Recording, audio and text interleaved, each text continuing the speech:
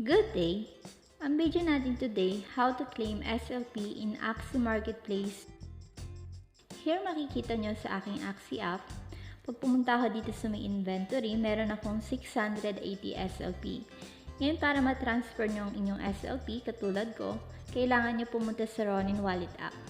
So, labas tayo dito. Then, punta tayo dito sa may Ronin Wallet app. Ito yung gagamitin natin para makapag-login sa marketplace. Login lang tayo.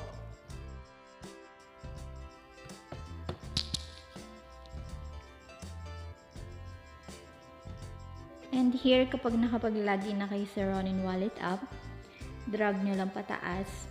Then, i-click nyo yung Axie nyo.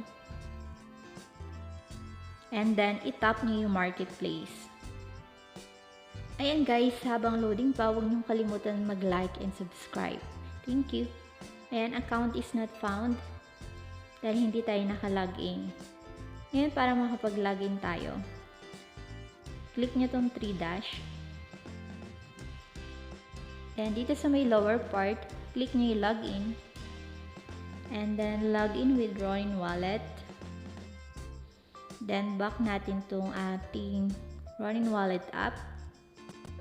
And i-view natin yung pending request. Click natin yung confirm.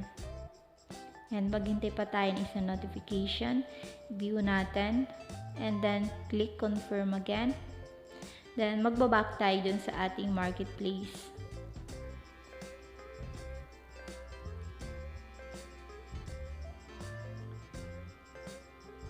Back tayo dito sa may 3 dash. And here makikita nyo na nakalagay na ang inyong account.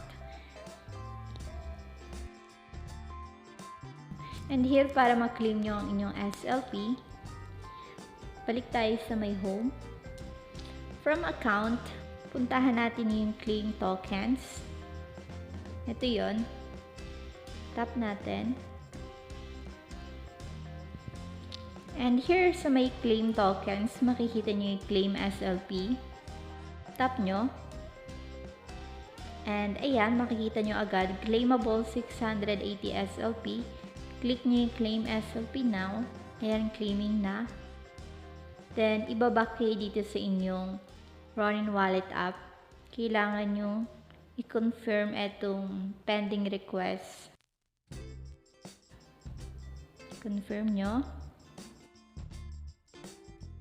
And here dito sa may activities, makikita nyo dito sa may contract interaction success na. Punta tayo dito sa ating wallet. And ayan, makikita nyo na andito na yung ating SLP. From 0, naging 680 SLP na siya. Remember mga kabomboms na pwede kayo mag-claim ng SLP every 14 days.